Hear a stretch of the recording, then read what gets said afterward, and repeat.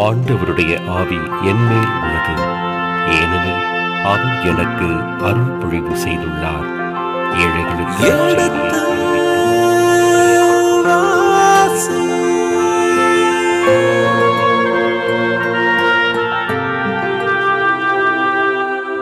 எடுத்து வாசி.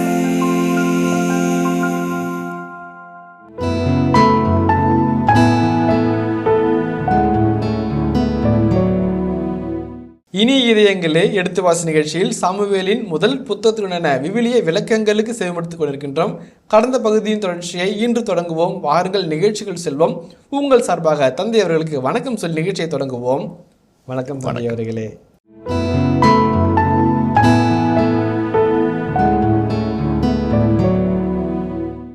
லேவியர் 15-18 வாசிப்போமே. அவனுடன் அவன் மனைவி படுத்திருந்தால் இருவரும் தண்ணீரில் முழுக வேண்டும், மாலை மட்டும் அவர்கள் தீட்டாயிருப்பர். இப்போ லேவியர் 15-18 அந்த தீட்டுப்படத்துடைய தன்மையை பற்றி விளக்கி சொல்கிறது. அதே போலவே எண்ணிக்கை நூல் 19ஆம் அதிகாரம் 14 ஒரு இறந்த மனிதனுடைய உடலையோ அல்லது சிந்தப்பட்ட இரத்தத்தையோ சிந்தப்பட்ட வியர்வையோ சிந்தப்பட்ட விந்துவையோ தொடுகிறவன் அல்லது சிந்துகிறவன் தீட்டுப்படாதவன் பல்வேறு விதமான சட்டத்திட்டங்களை லேவியர் நூலிலும் எண்ணிக்கை நூலிலும் நம்ம காண்கிறோம். அந்த வகையில் பார்க்கின்ற பொழுது இப்படிப்பட்ட நிகழ்வுகளில் எதையும் உங்கள் மனிதர்கள் சாரக்கூடாது என்று அகிமெலேக் ஒரு கட்டளை வைக்கிறார். இப்படி தீட்டுப்படாதலாக இருந்தால் இந்த தூய உணவை உண்பதற்கு தகுதியுள்ளவர்கள் என்று அவர் சொல்லுகிறார். ரொம்ப அருமையான ஒரு கருத்து, நல்லா புரிஞ்சுக்கணும். திருமணில் இருக்கிற அப்பத்தை நீங்கள் கொடுக்குறாரு, ஆனால் அதுக்கு ஒன்று தகுதி இருக்குதா செக் பண்ணிக்கோ. ரொம்ப அழகு, அருமையானது.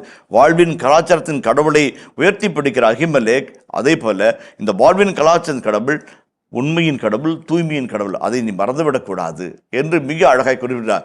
திருமுன்னலின் அப்பத்தை நான் கொடுக்குறேன், ஆனால் நீ உள்ளுகின்ற தகுதி உனக்கு இருக்கிறதா என்ற பாதில் உன் வீரர்கள் தூய்மையாக இருக்கிறார்களா என்ற ஒரு கேள்வியை கேட்கிறார். மிக அழகான ஒரு காட்சி. என்னுடைய தூய்மையையும் என்னுடைய அதனுடைய புனிதத்தையும் நாம் ஒருபோதும் எளிதாக எடுத்துக்கொள்ளக்கூடாது. அதற்கு நாம் தகுதியாளர்கள் அந்த நிலையை நோக்கி முயன்று போய்கொண்டே இருக்க என்பது தான் இந்த பகுதி சுட்டி காட்டுகிறது. இப்போ தாவீது சொல்கிற வார்த்தை மிக அழகான ஒரு வார்த்தை. வாசிப்போமே. தாவீது குருவை நோக்கி, சாதாரண பயணத்தின் போதே இவ்விளைஞர்கள் பெண்களுடன் உறவு கொள்வதில்லை. இன்றோ சிறப்பு பணியை மேற்கொண்டுள்ளதால் நேற்றும் முன்தின நாளும் தூய்மை காத்துள்ளனர் என்றார். ஆதலால் குரு தூய அப்பத்தை அவர்களுக்கு அளித்தார். ஏனெனில் ஆண்டவரின் திருமுன்னிலை அப்பத்தை தவிர வேறு அப்பம் அங்கு இல்லை. அது எடுக்கப்படும் நாளில் அதற்கு பதிலாக சூடான அப்பம் அங்கு வைக்கப்படும். அந்த சடங்குகளை சொல்கிறாரு, சடங்குடைய மீறுதலை சொல்கிறாரு, அந்த மீறுதனுடைய தகுதியை சொல்கிறாரு, அவனுடைய உண்மை நிலை உரைத்து வைக்கிறார். ரொம்ப அழகான ஒரு பகுதி. எளிய ஒரு சடங்குக்கு இவ்வளோ ஒரு அற்புதமான ஒரு விளக்க உரையா என்று நம்மை வியக்க வைக்கிற அகிமெலேக் மற்றும் தாவீதுடைய உரையாடல் புரிதல் மிக நம்மை வியக்க வைக்கிறது. அதாவது வாழ்வு என்று வரும்போது சடங்குகளை தாண்டிய ஒரு வாழ்வின் கலாச்சாரத்தின் நாயனாக இறைவனை படமெடுத்து காட்டுகிறார் அகிமெலேக். அந்த வாழ்வின் கலாச்சாரத்தை நமக்குள் கொண்டு வருகிற இறைவன் தூய்மையின் இறைவன், அதற்கான தகுதி நமக்குள்ளாக இருக்க வேண்டும் என்பதை சொல்லிவிட்டு அடுத்த கேள்வி, அதுக்கு தாவீது சொல்கிற பதிலில் இன்னும் ஒரு அழகான ஒரு இருக்குது. தாவீது கோலியாத்தை சண்டை எதிர்கொள்ள போகிறார்ல, எதுக்கு போகிறாரு? அரசனுடைய மகளை மணந்து கொள்ள வேண்டும் என்பதற்காகவா? அரசாட்சியில் பாதி கிடைக்க வேண்டும் என்பதற்காகவா? அல்லது கோலியத்தை கொண்டால் அந்த நாட்டினுடைய மிகப்பெரிய கதாநாயகன் மாறுவோம் என்பதாலா? அல்ல. எதற்கு அவன் போகிறான்? ஆண்டுடைய பெயரை அவன் பழித்தான், ஆகவே அவனை நான் வென்று வீழ்த்துவேன். ஆண்டுடைய பெயருக்கு ஒருபோதும் அவமரியாதை ஏற்படக்கூடாது. அவரை பழிக்க இவன் யார்? அசுத்த உதடுகளை கொண்ட விருத்தசாரம் இல்லாத இவன் யார் என்ற ஒரு கேள்வியை கேட்டு வெஞ்சினத்தினால் கவனையும் கல்லையும் கையில் எடுத்துக்கொண்டு போருக்கு புறப்பட்டு போன தாவீது. அவருடைய மன திட்பம், மன உறுதி, அவருடைய நுண்ணறிவு மிகவும் மெச்சத்தக்கது இல்லைங்களா? அப்போ அது ஒன்று முதல் கருத்து. அதுதான் 17:36 பார்க்குறோம். வாசிப்போமே. அடியானாகிய நான் சிங்கங்களையும் கரடிகளையும் எவ்வாறு கொண்டிருக்கிறேன், விருத்த சேதனமில்லாத இந்த பெலிஸ்தியனும் அவற்றில் ஒன்றை போலதான், ஏனெனில் அவன் வாழும் கடவுளின் படைகளை இழிவுபடுத்தியுள்ளான் என்றார். அதே போல 1 சாமுவேல் 17:45 வாசிப்போமே. அப்பொழுது தாவீது பெலிஸ்தியனிடம், நீ வாளோடும் ஈட்டியோடும் எரிவேலோடும் என்னிடம் வருகிறாய், நானோ நீ இகழ்ந்த இஸ்ரவேலின் படைத்திரளின் கடவுளாகிய படைகளின் ஆண்டவர் தம் பெயரால் வருகிறேன். இன்று ஆண்டவர் உன்னை என் கையில் ஒப்புவிப்பார். நான் உன்னை வீழ்த்தி உன் உடலை துண்டிப்பேன். பெலிஸ்தியரின் பிணங்களை வானத்து பறவைகளுக்கும் பூவுலக விலங்குகளுக்கும் கையளிப்பேன். இஸ்ரேலிடையே கடவுள் இருக்கிறார் என்பதை உலகிலுள்ள எல்லோரும் இதனால் அறிந்து கொள்வர். ரொம்ப அழகான ஒரு காட்சி. ஒரு செயலோக்கத்திற்கு தாவீதை அழைத்து சென்றதே கடவுளுடைய மாட்சிமை விளங்க வேண்டுவதற்காக, கடவுளுடைய பெயருக்கு களங்கம் எவனும் கற்பிக்கூடாவிடம் என்கிற ஒரு உயர்ந்த எண்ணத்தினால். அவருடைய கன்விக்ஷன்ஸ் வந்து ரொம்ப அருமையான கன்விக்ஷன். பதவிக்காகவோ பட்டத்திற்காகவோ பரிசு பொருளுக்காகவோ மணமகளுக்காகவோ அவர் போருக்கு போகவில்லை. ஆணுடைய பெயரை காக்கும் பொருட்டு, ஆணுடைய பெயருக்கு களங்கம் வரைக்கூடாது என்பதற்கு புறப்பட்டு போனார். தான் மட்டும் அந்த வாழ்க்கை வாழாமல் தன்னை சுற்றியிருக்க படைவர்களுக்கும் அதை ஒழுக்க நீதி கற்பிக்கிறார். ரொம்ப அழகான ஒரு பண்பாடு. அந்த அவரோடும் இந்த அத்தனை பேரும் ஆண்டுடைய சிறப்பான பணி மேற்கொள்ள நாம் இந்த பாலைவனத்திற்குள்ளாக வந்திருக்கிறோம் என்பதனால், நேற்றும் அதன் முந்தின நாளும் எந்த பெண்களோடும் உறவு கொள்ளாமலும் தங்களை தீட்டுப்படுத்திக் கொள்ளாமலும் தூய நிலையில் இருக்கிறார்கள். ரொம்ப அதாவது அன்பினுடைய தன்மை பற்றி அன்னை தெரசா சொல்லும்போது மிக அழகாக சொல்வார். நீங்கள் அன்பாய் இருந்து ஒருவரை அன்பு செய்கிறீர்கள் என்று சொன்னால் அவரும் அன்பாய் மாறுவார். உங்களுடைய அன்பு அவரை அன்பின் பிம்பமாக மாற்றும் என்று சொல்வார். தாவீதுடைய தூய்மை அவருடைய மனத்தில் உள்ளத்தின் ஆழத்தில் இருக்கிற உறுதிப்பாடு தன் படைவர்களை தூய்மையாக வைத்திருக்க சொல்கிறது இல்லைங்களா? அது ரொம்ப ஒரு நல்ல தலைவன் என்கிறவன் தன்னுடைய உயரிய விழுமியங்களை தன் சுற்றி இருக்கிற எல்லாருக்கும் பகிர்ந்து கொடுப்பான். தான் மட்டும் நேரிய வழியில், தான் மட்டும் தூய வழியில் மட்டுமல்லாமல் தன்னை சுற்றி இருக்கிற எல்லாருக்கும் அந்த விளிம்பியங்களை பகிர்ந்து கொடுப்பான். அதாவது நல்ல தலைமைத்துவ பண்பு இல்லைங்களா? ஒரு காந்தியடிகள் அவரை சுற்றி இருந்த குழாம் முழுவதும் நீதிக்கும் உண்மைக்கும் அன்புக்கும் அகிம்சைக்கும் அற்புதமாக வளைந்து கொடுக்கக்கூடிய ஏற்றுக்கொண்ட ஒரு குழாம். அதே போலத்தான் இந்த இடத்துல தாவீது தன் விளிம்பியங்கள் படையில் கொடுக்கிறான். அவர்கள் தூய்மையாக இருக்கிறாங்கன்னு அவர்கள் உறுதிப்பாடாக சொல்கிறார். அப்போ உண்ணட்டும் என்கிறார்கள், உண்கிறார்கள். மூன்றாவது கருத்தாக இந்த பகுதியில் வார் கோட் என்று ஒரு வார்த்தை இருக்குது. போர்க்கல நியதிகள் என்று ஒரு நிறுவுகிறது. அது நீதித்தலைவர்கள் புத்தகமாக இருக்கட்டும், யோசுவா புத்தகமாக இருக்கட்டும், 1 சாமுவேல் 2 சாமுவேல் பகுதிகளிலே அல்லது 1 அரசராம் பகுதியில் இருக்கிற போர்களில் எல்லாம் அரசர்களெல்லாம் ஒரு நியதியோடு போர் புரிந்தார்கள். இன்றைக்கு நம்முடைய ஒரு வழக்கம் இருக்குது, இன்று போய் நாளை வா. ஏன்? அந்த அந்திப்பொழுது சாய்ந்தால் போர் அதற்கு மேல் தொடரக்கூடாது. இன்று போய் நாளை வா என்கின்ற ஒரு நிலைப்பாடு. எதிராளி நிராயுதபாதனையாக இருந்து உன்னிடம் முழு ஆயுதம் இருக்கும்போது அவனை நிலைகுலைய செய்யும்போது தாக்கக்கூடாது. அது ஒரு போர் நியதி, போர் தர்மம். இப்படிப்பட்ட நிலைகள்லாம் பல தமிழர்கள் போர்க்களத்திலே போர் புரிந்திருக்கிறதை பல விதங்களில் பார்க்கிறோம். இந்த இடத்துல ரொம்ப அழகான காட்சி இருந்து என்னன்னாக்க, நீ போருக்கு போகிறாய். ஆண்டவர் சொல்றாரு, இந்த போர் என் போர், நான் உனக்காய் போராடுவேன். ஆண்டவருடைய பெயரால் நாம் போரிட போது, ஆண்டுடைய உடன்படிக்கையை தாங்கி போர்க்களத்தில் நாம் எதிராளியை சந்திக்கும் போது ஆண்டவரே நமக்காய் போரிடுவான் நிலையிலே நீ ஒருபோதும் ஒழுக்கத்துக்கு மாறாக, தூய்மைக்கு மாறாக, புனிதத்துக்கு மாறான காரியங்களில் ஈடுபடவே கூடாது. நீதித்தலைவர் புத்தகம் வாசிக்கும் போது 7ஆம் அதிகாரத்திலே ஆக்கான் என்ற ஒரு மனிதனை கண்டோம். அவனால் இஸ்ராயல் படை தோற்கடிக்கப்பட்டது. ஏன்? அவன் கொள்ளைப் பொருட்களில் எடுத்துக்கொள்ளக்கூடாததை அவன் தனக்கென்று பதுக்கி வைத்துக் கொண்டான். கொள்ளை பொருள் பொதுவில் வைக்கப்பட வேண்டும், சமய பயிர் வைக்கப்பட வேண்டும், வார்கோடு நியதி. அதில் மீறும் போது ஒட்டுமொத்த படையும் தோற்று போவதாக நீதித்தலைவர் புத்தகத்தில் யோசுவா புத்தகத்தில் வாசிக்க கேட்டோம். அதை போன்ற ஒரு கோடியை தாவீது எப்பொழுது போருக்கு போனாலும் நிறைய போர்களை அவர் சந்தித்தார், நிறைய போர்களிடத்தில் அவர் வழிநடத்தினார். ஆனாலும் இந்த போர் நியதிகளை ஒருபோதும் அவர் விட்டுக் கொடுக்கவில்லை. பின்னாட்களில் படைகளுக்கான ஒரு உரிமை பொருளை பகிர்ந்து கொடுக்கும் தனியையும் சிறப்பாக நிகழ்த்தி காட்டுவார். ரொம்ப அழகாக இருக்கும். தவறு செய்யும் போதும் அந்த போர்க்களத்தின் நீதியை மீறி போவதற்காக மன்னிப்பு கேட்கக்கூடிய ஒரு நிலையும் 2 சாமுவேலில் நாம் சந்திக்க இருக்கிறோம். அந்த போர்க்கள நீதிகளை ஒழுக்கம் மாறாமல், நீதி மாறாமல் கடைபிடித்த மாண்பு தாவீதுக்கு இந்த இடத்துல வந்து சேர்க்கிறதை நாம் புரிந்து கொள்கிறோம். மிக போர்னாலும் அந்த போர் தர்மத்தை மீறாத ஒரு பக்குவம், மனப்பக்குவம் அவருக்குள்ளாக இருக்கிறதை காண்கிறோம். அதுதான் பெண்களோடு அது எதுக்கு பெண்களோடு உறவு வைத்துக் கொள்ளக்கூடாது. ஒருவேளை கொள்ளை பொருளில் ஒன்றாக பெண்கள் வருவார்கள், இளம் பெண்கள் வருவார்கள். சில சமயத்தில் அவர்களை பகடை பொருட்களாக அல்லது தன்னுடைய சுய இன்பத்திற்காக பயன்படுத்தக்கூடிய ஒரு வெறித்தனம் கூட இருக்கலாம். அந்த இடத்தில் போர் நியதிகள் அந்த இடத்தில் ஒருபோதும் பெண்களையோ அல்லது இளம் பெண்களையோ அல்லது உயிரோடு இருக்கிற மரங்களையோ கை வைக்கக்கூடாது என்று சட்டம், யூத போர் சட்டம் சொல்கிறது, போர் நீதி சொல்கிறது. ரொம்ப அழகாக இருக்குது. பழமரத்தை தொடக்கூடாது,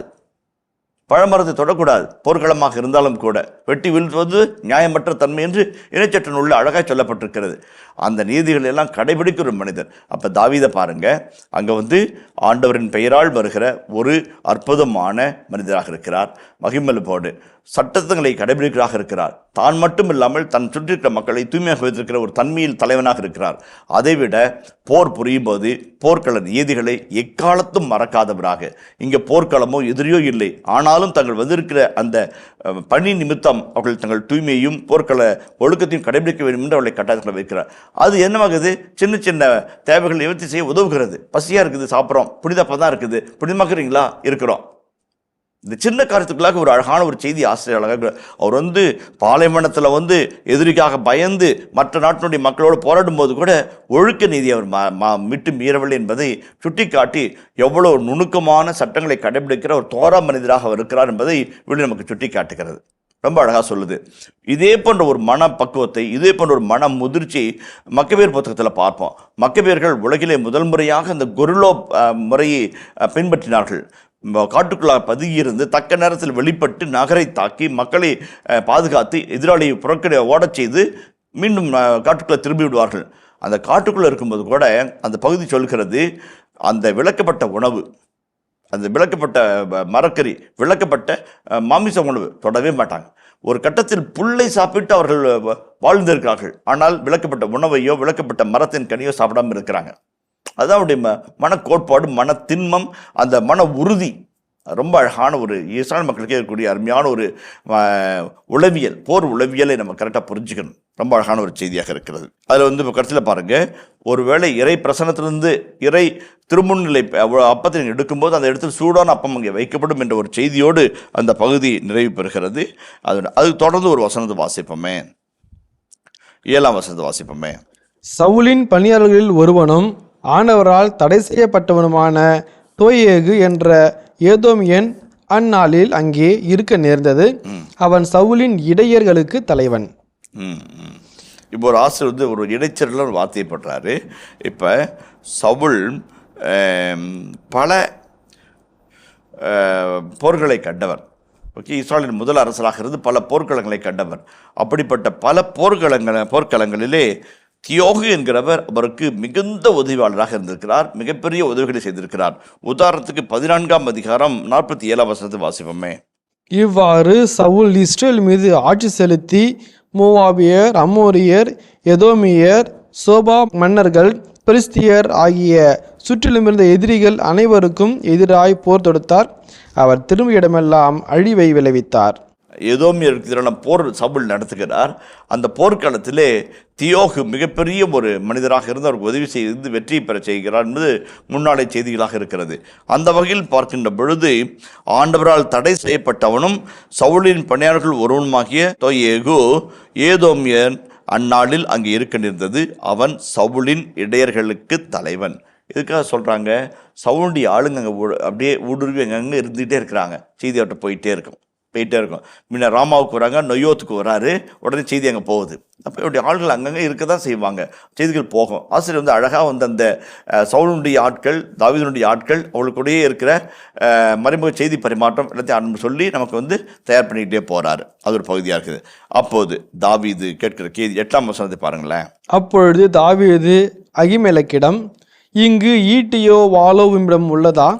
அரசரின் கட்டளை அவசரமானதாய் இருந்ததால் என் வாளையோ என் படைக்கலன்களையோ கையோடு கொண்டு வரவில்லை என்றார்.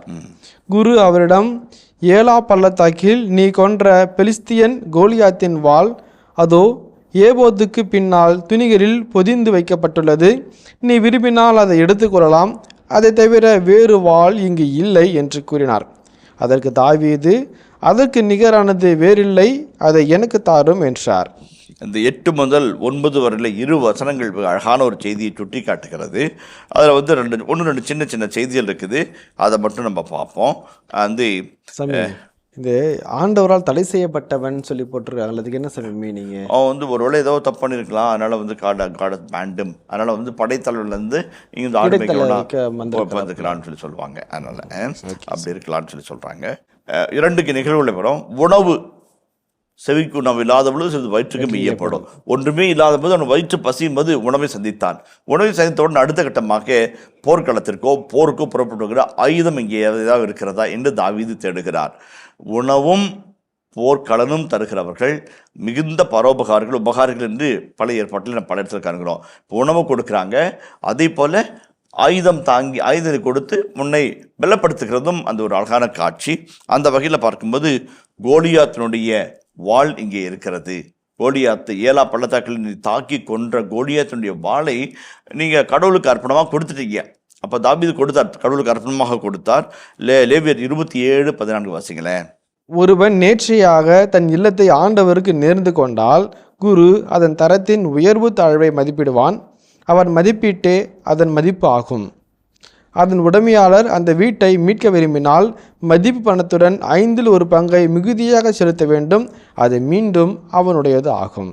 ஓகே, இப்போ மீட்புக்காக வைக்கப்பட்டிருக்கிற ஒரு பொருள் மீட்கப்பட வேண்டும் என்றால் மீட்புக்கான ஈட்டு தொகையை கொடுத்து அதை மீட்டுக்கொள்ள வேண்டும் என்ற ஒரு செய்தி அங்கே வருகிறது. தாவீது கோலியாத்தை கொண்டவுடன் அந்த கொன்ற வாளை கடவுளுக்கு அர்ப்பணமாக அரசனுடைய வழிபாட்டு தலத்தில் காணிக்கையாக கொடுத்துட்டான். இப்போ இஸ் ரீக்ளைமிங் இட். இங்கே ஏதாவது ஈட்டியோ அல்லது வாளோ இருக்கிறதா என்று கேட்கின்ற பொழுது அப்போ அகிமெலேக்கு அழகாக சொல்வார், நீ அர்ப்பணிச்சிய அந்த டெடிகேட்டட் ஸ்வோர்டு அர்ப்பண வாள் இங்கே இருக்கிறது, அதை பத்திரமாக ஏபோதினால் சுற்றி, ஏபோது என்பது திருவுடை, அரச குருத்த திருவுடை, அந்த திருவுடையில் பொதிந்து பத்திரமாக வைத்திருக்கிறேன். அதான் அவர் ஆசிரியர் அழகாக சொல்வார். 9ஆம் வசனத்தில் வாசிங்களேன். குரு அவரிடம், ஏலா பள்ளத்தாக்கில் நீ கொன்ற பெலிஸ்தியன் கோலியாத்தின் வாள் அதோ ஏபோதுக்கு பின்னால் துணிகளிலால் பொதிந்து வைக்கப்பட்டுள்ளது. நீ விரும்பினால் அதை எடுத்துக்கொள்ளலாம். அதை தவிர வேறு வாள் இங்கு இல்லை என்று கூறினார். அதை தவிர வேறு வாள் இல்லாத நிலையில் கோலியாத்துடைய வாளை போன்ற ஒரு சிறந்த ஆயுதம் இல்லை. அவன் அறிவில் மிகுந்தவன், ஆயுத பலத்தில் வல்லவன், அதே பற்றி உடல் பலத்திலும் மனபலத்திலும் வல்லவன். அவனை வென்றேன். அவனுடைய வலிமையான ஆயுதத்தை போல ஒரு இல்லை. இப்போ ஒரு காரணம் பாருங்களேன், ஒரு அழகான ஒரு காட்சி. ஒரு ஒரு ஒரு 2 அதிகாரங்களுக்கு முன்பாக சவுல் தன்னுடைய ஆயுதத்தை, தன்னுடைய படைக்கலர்களை தாவீது கொடுத்து போட்டுக்கோன்னு சொன்னார். அப்போ வேணான்னாரு. யோனத்தான் கொடுக்கும்போது வாங்கிக்கிட்டார். அந்த இடத்துல போர் வேணான்னாரு, படைக்கலர்கள் வேணான்னாரு, அவருடைய அரச திருவுடை வேணான்னாரு. யோனத்தான் கொடுக்கும்போது வாங்கிக்கிட்டாரு. இப்போ எல்லாத்தையும் பெற்றுக்கொள்கிறார். விதைக்கு ஒரு காலம் உண்டு, அறுக்க ஒரு காலம் உண்டு, சேர்க்க ஒரு காலம் உண்டு, சிதறடிக்க ஒரு காலம் உண்டு. தாவீது தக்க காலம் வந்து விட்டதை கணிக்கிறார். அப்போ ஆயுதம் தாவீதில்லை. ஏன்னா நான் அப்போ சந்தித்தது ஒற்றைக்கு ஒற்றையாக ஆண்டவரின் பெயரால் கோலியாத்தை. இப்போ ஒற்றைக்கு ஒருவனாய் மாபெரும் பெடையை சந்திக்க வேண்டும், பல நாட்டுப்படை சந்திக்க வேண்டும். அதற்கான ஆயுத பலத்தை நான் திரட்டிக்கொள்ள வேண்டும். ரொம்ப அழகான ஒரு செய்தியாக இருக்கிறது. காலத்தை கணிக்க நல்ல தலைவன். இந்த காலத்திற்கு இது தேவை, இந்த காலத்தில் இதை செய்ய வேண்டும் என்கின்ற ஒரு நிலைப்பாட்டை எடுக்கிறவன் உண்மையான தலைவன். ரொம்ப அழகா நெப்போலியன் மட்டும் குளிர்காலத்தில் படையெடுக்கக்கூடாது என்கின்ற சித்தாந்தத்தை அவன் உணர்ந்திருந்தால் அவன் இன்னும் பல ஆண்டுகள் முடிசூடா மன்னனாக பிரான்ஸ் நாட்டை ஆண்டிருப்பான். தவறான முடிவுகள், சரியான நேரத்தில் முடிவெடுக்காத தன்மை, இவைகளெல்லாம் தலைமைத்துவ குளறுபடிகள். அழகான ஒரு கணிப்பு.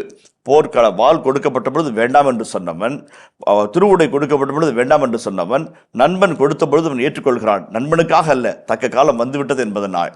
அதே போல இந்த இடத்தில் சவுல் கொடுத்த ஆயுதங்களை வேண்டாம் என்று உதறி தள்ளியவன் இருக்கிறதா என்று கேட்டு அவன் பெற்றுக்கொள்கிறான். எதை குறித்து காட்டுகிறது? ஒரு காலத்தை கடந்தோம், மறு காலத்திற்கு அடுத்து போகிறோம், அடுத்த காலகட்டத்துக்கு தேவையான அத்தனையும் நமக்குள்ளே சேர்த்துக்கொள்வோம். மிக முக்கியமான ஒரு செய்தியாக இது அமைகிறது. நல்ல தலைவன் போர்க்களத்திற்கு போகும் முன்பாய் பயிற்சியும் போர்க்களத்துக்கான ஆயுதத்தையும் சுமந்து சொல்லவில்லை என்றால் எந்த போர்க்களத்தில் அவன் வெல்வான்? தாவீதை பாருங்க, தனக்கு முன்பாக இருக்கிற பல போர்க்களங்களை அவன் உணர்கிறான், தனக்கு முன்பாக இருக்கிற பல எதிர்களை காணுகிறான், தன்னை பலப்படுத்திக் கொள்கிறான். ரொம்ப ரொம்ப முக்கியம், ரொம்ப ரொம்ப முக்கியம். இது நம்ம கரெக்டாக புரிஞ்சுக்கிட்டோம் அப்படின்னம்னாக்கா நம்முடைய வாழ்வு நியதிகளை நம்ம சரியாக புரிஞ்சிக்க முடியும். அதான் எங்கள் ஊரில் காட்டிலேருந்து புலி ஊருக்குள்ளே வந்துருச்சு. அவன் போலீஸில் போய் சொல்லி பார்த்தாங்க, ஃபாரஸ்ட்டை சொல்லி பார்த்தாங்க. அவன் அதிகமாக அக்கறை காட்டில் ஆட்டை அடிக்குது, மாட்டை அடிக்குது, ஒரு ஆளே அடிச்சுட்டு போயிடுச்சு. அப்போ என்ன சொன்னாங்க, ஊரிலலாம் சொன்னாங்க, ஆள் 1 வீடு 1 வந்துடுங்க, வீட்டுக்கு ஒரு ஆள் வந்துடுங்க, நம்ம புலி வேட்டாடு நம்மளே போகலாம், நம்மளே காப்பாற்றிக்கிறோம். சரின்னு சேர்ந்துக்கிட்டாங்க. அவன் சொன்னாங்க, அவன் ஏதோ ஒரு ஆயுதத்தை எடுத்துகிட்டு வாங்க அப்படின்னாங்க. அவன் ஒருத்தன் ஒரு ஈட்டி எடுத்துக்கிட்டான், ஒரு குத்தம்பு எடுத்துக்கிட்டான், ஒருத்தன் கொடுவா எடுத்துக்கிட்டான், ஒருத்தன் அருவா எடுத்துக்கிட்டான். ஆனால் வராங்க, ஒரு ஆளும் கொசுவலை தூக்கிட்டு வராரு. டேய் என்னடா அப்படின்னா, கொசுவலை தாண்டி கொசுவே வரதில்லை, புலி வருமா அப்படின்னா இவனை தான் முன்னாடி விடணும் சண்டைக்கு. சில சமயத்தில் எதிராளினுடைய பலத்தை உணர்ந்து அதற்கேற்ற ஆயுதத்தை தூக்க வேண்டியது நம்முடைய கடமையாகிறது. எதிராளி எந்த இடத்திலும் எந்த விதத்திலும் குறைத்து மதிப்பிடுகிற நல்ல தலைவனே கிடையாது. நல்ல தலைவன் கிடையாது. எதிராளியின் பலவீனம் உணர்ந்திருக்கிறவன் தான் உண்மை தலைவன். அது சத்ரபதி சிவாஜியாக இருக்கட்டும், வீரபாண்டிய கட்டபொம்மனாக இருக்கட்டும், ஜான்சானி லக்குமியாக இருக்கட்டும், எதிராளுடைய பலத்தை கணித்தார்கள், அதற்கான வலிமை தங்களுக்குள்ளாய் திரட்டி கொண்டார்கள். உடல் வலிமை, மன வலிமை, பட வலிமை தேர்த்து கொண்டு எதிராளை சிந்தித்தார்கள், வெற்றி பெற்றார்கள். அதுதான் வாழ்வுடைய நியதியும் கூட. அதை தான் இந்த இதில் தாவீது தயாரிக்கிறார். ரொம்ப அழகான ஒரு தேர்ச்சி பெற்ற ஒரு படைத்தலைவனை போல தன்னை தயார்படுத்துகிறான், தன்னை சுற்றியுடைய பயன்படுத்துகிறான். மன தூய்மை, உடல் வலிமை மற்றும் ஆயுத வலிமை அத்தனையும் செய்து ஒரு போருக்கு அவன் புறப்பட்டு போகிறான். அதான் இந்த செய்தியாக நம்ம பார்க்குறோம். அதே மாதிரி பாருங்கள், அது இது அதை போன்ற ஒரு வலிமையான ஒரு ஆயுதம் இருக்க முடியாது என்று சொல்லி அந்த ஆயுதத்தை அவன் பெற்றுக்கொள்கிறான். ஆண்டவருக்கு அர்ப்பணிக்கப்பட்ட அந்த வாளை மீண்டும் அவன் தன் கரங்களிலே பெற்றுக்கொள்கிறான். அதை பாருங்கள், அதற்கு நிகரானது வேறில்லை, அதை எனக்கு தாரும் என்றான் அவன் பெற்றுக்கொள்கிறான். இப்போ 10ஆம் வசனத்தை வாசிப்பேன். 10-17 ஒரு அற்புதமான ஒரு காட்சி. நான் சொல்கிறேன், பல இடங்களில் விவிலியத்தில் பரபரப்பும் விறுவிறுப்பும் தொற்றி செல்கிற ஒரு இடத்துல சின்ன சின்ன இலையோடுகிற நகைச்சுவை ஆசிரியப்பட்டு கொண்டே போவார். அந்த சொல்லுகின்ற நையாண்டி, அதில் இருக்கிறவர்கள் நகைச்சுவை அதை புரிந்து கொண்டோம் என்று சொன்னால், அந்த பரபரப்புக்கு மத்தியிலே ஆசிரியருடைய மிக அழகான இயல்புத்தன்மையாய் எபிரேய நயத்தோடு விவரிக்கிற அந்த தன்மையை நான் புரிஞ்சுக்கிறோம். அதற்கேற்ற ஒரு பகுதியாக இந்த 10 முதல் 15 வரல இறைவார்த்தையில் அமைகிறது. அதை நம்ம வாசிப்போமே. பிறகு தாவீது எழுந்து அந்நாளில் தப்பியோடி காத்தின் மன்னன் ஆக்சிடம் சென்றார். ஆக்சின் அலுவலர்கள் அவரிடம், இவன் இஸ்ரேல் நாட்டு அரசன் தாவீது அன்றோ? சவுல் 1000 பேரை கொன்றான், தாவீதோ 10000 பேரை கொன்றான் என்று பெண்கள் நடனமாடி தங்களுக்குள் பாடிக்கொள்ளவில்லையா என்றனர். தாவீது இவ்வார்த்தைகளை தம் மனதில் வைத்துக்கொண்டு காத்தின் அரசன் ஆக்கீஸை முன்னிட்டு மிகவும் அஞ்சினார். ஓகே, இப்போ காட்சி பின்புலத்தை பற்றி சொல்கிறாங்க. 10ஆம் வசனத்தில் தாவீது எழுந்த அந்நாளில் தப்பியோடி காத்தின் மன்னன் ஆக்கீஸிடம் சென்றான். இப்போ ஆக்கீஸை தன்னை ஏற்றுக்குவானா ஏற்றுக்க மாட்டானா என்கிற ஒரு அன்சர்டன் சுச்சுவேஷன் இருக்குது, ஒரு நம்பிக்கையற்ற தன்மை இருக்குது. என்னவா இருந்தாலும் பார்த்துக்கலாம். இந்த தப்பி இங்கே இந்த பக்கம் திரும்பி பார்த்தா சவுல் படைகளும், இந்த முன்னாடி பார்த்தோம்னாக்க பிலிஸ்தர்களை படை, சவுலை விட பிலிஸ்தர் படை பரவாயில்லாம், இதை ஃபர்ஸ்ட் இப்போதைக்கு இதை சமாளிப்போம், அப்புறம் அதை சமாளிப்போம் என்று அவன் ஆக்கீஸிடம் தப்பி ஓடுகிறான். இனிய இதயங்களே, எடுத்து வாசி நிகழ்ச்சியில் சாமுவேலின் முதல் புத்தகத்துடனான விவிலிய இறை வசனங்களுக்கு செவிமடுத்துக் கொண்டிருக்கின்றோம். இதன் தொடர்ச்சியை மீண்டும் அடுத்த பகுதியில் பார்ப்போம். அதுவரை இணைந்திருங்கள். இயேசுவுக்கே புகழ், இயேசுவுக்கே நன்றி, மரியே வாழ்க. காத் நோபுலேருந்து ஒரு 23 கிலோமீட்டர் தொலைவில் இருக்கிற அழகான ஒரு பகுதி. அது பிலிஸ்தருடைய நகரமாக இருக்கிறது. அவருடைய வருகையே ஒரு சந்தேகத்தையும் ஒரு கேள்வி வினாக்களையும் மக்களுடைய மனதில் எழுப்புகிறது. அது அந்த பின்புலத்தில் தான் அரசர் தாவீது அந்த நகருக்குள்ளாக நுழைகிறார். ஏகப்பட்ட அச்சுறுத்தல்கள், கொலை முயற்சிகள், பல்வேறு விதமான அழுத்தங்கள் அவர் மூலமாக, இவர் மூலமாக, அரசு அலுவலர் மூலமாக, படைவீரர்கள் மூலமாக, படைத்தலைவர்கள் மூலமாக என்ற அழுத்தங்கள். இவரை தாக்கணும். எப்படி தாக்கணும்? அறிவினால தாக்கணும். ஒரு சிலர் ஆயுதத்தினால தாக்கணும், ஒரு சிலர் அழகினால தாக்கணும், ஒரு சிலர் மதியத்தினால தாக்கணும், ஒரு சிலர் தந்திரத்தினால தாக்கணும்.